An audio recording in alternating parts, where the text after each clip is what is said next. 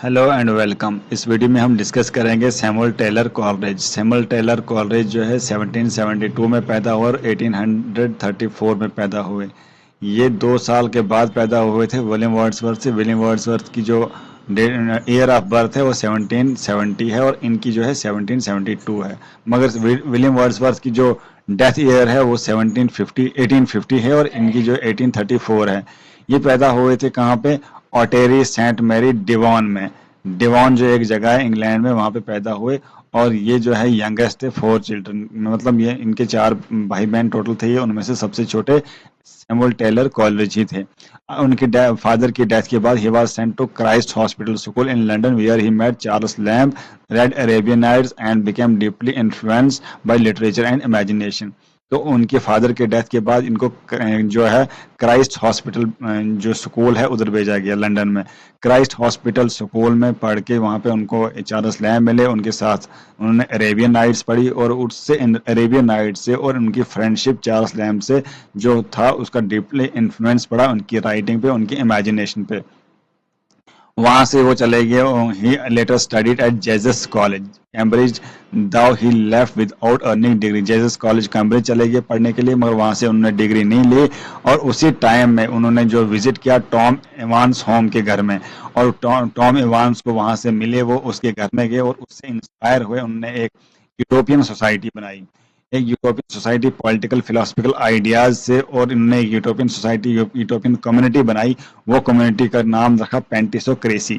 पेंटिसोक्रेसी जो है ये उन्होंने इंस्पायर हुए टॉम एवांस से, और बाकी भी इनके जो मैरी इवांस से मिले, टॉम इवांस से मिले, तो इनसे जो है इन्फ्लुएंस होकर ने पेंटिसोक्रेसी सोसाइटी बनाई। उनमें कौन कौन से फ्रेंड थे इनके? रॉबर्ट सौदे जो रोमांटिक पोएट हैं एक, और लोवेल थे, एडिथ फ्रिकर थे, सारा फ्रिकर थे, मैरी फ्रिकर।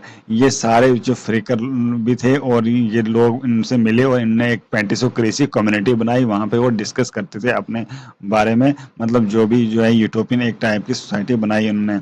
और 1795 में ये मिलते हैं विलियम वर्ड्सवर्थ में और उनके साथ ज़बरदस्त फ्रेंडशिप हो जाती है।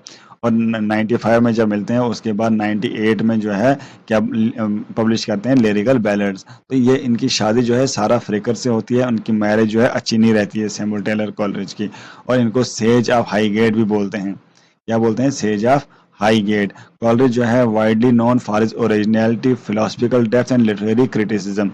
ओरिजिनलिटी इनके पॉइंट्स में दिखती है, फिलोसफिकल डेप्थ दिखती है, और ये जो है फिलोसफिकल थे। जो विलियम वर्ड्सवर्थ थे उतने फिलोसफिकल नहीं थे, मगर ये जो सैमुअल टेलर कॉलरिज थे ये फिलोसफिकल थे। और इन्हें लिटरेरी क्रिटिसिज्म में वो दिखता है, इनकी लिटरेरी क्रिटिसिज्म जो बायोग्राफी है लिटरेरिया है। इन्होंने पोर हेल्थ जी है, उसके बाद एडिक्ट हो गए थे चार्ल्स लैम्ब के साथ ही। ये एडिक्ट हो गए ओपियम को, ओपियम एडिक्शन करते थे। और इनकी डेथ जो है 25 जुलाई 1834 में हुई हाईगेट लंदन में। ठीक है, ये इनका जो है एक रोमांटिक बहुत इन्फ्लुएंशियल पोएट थे। ये इनकी जो वर्क्स हैं वो हम क्रोनोलॉजिकल ऑर्डर में डिस्कस करेंगे। ये है इनके poems. To a young age 1794, religious music 1796, बाद एलोन हाफ 1797, उसके बाद इनका reflections on having left a place of retirement 1797, और सबसे वर्ल्ड क्लासिक पोएम जो इनकी है वो the rhyme of ancient mariner 1798।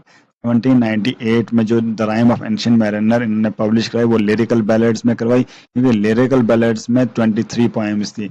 19 poems जो है वो लिखी थी कॉलरिज ने, और 4 पोएम्स जो लिखी थी वो लिखी थी इसने एस.टी. कॉलरिज, विलियम वर्ड्सवर्थ ने लिखी थी 19 पोएम्स, और एस.टी. कॉलरिज ने लिखी थी 4 पोएम्स। 4 पोएम में सबसे फर्स्ट पोएम जो है the rhyme of ancient mariner है, उसके बाद द नाइटिंगेल है, फ्रॉस्ट मदर्स टेल है, डंजन है। ये 4 पोएम जो है ये एस.टी. कॉलरिज ने लिखी हैं, जो कि लिरिकल बैलेड्स में पब्लिश हुए। और बाकी 19 पोएम्स किसने लिखी थी?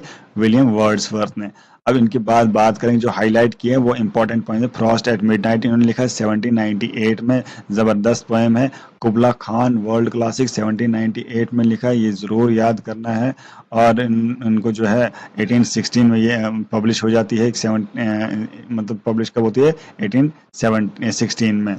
और क्रिस्टेबल क्रिस्टेबल पार्ट 1 1799 में लिखा गया, और ये अनफिनिश्ड था, मगर बाद में ये पार्ट 2 भी लिखा गया इसका। ज़बरदस्त पोएम है, 1816 में कंप्लीट हुआ ये। और डिजेक्शन एंड ओड जो है 1809, ये भी S T. Coleridge, Samuel Taylor Coleridge का ज़बरदस्त पोएम है, ठीक है। ये था सैमुअल टेलर कॉलेरिज के बारे में, इनकी लाइफ के बारे में, इनकी पोएम्स क्रोनोलॉजिकल ऑर्डर में।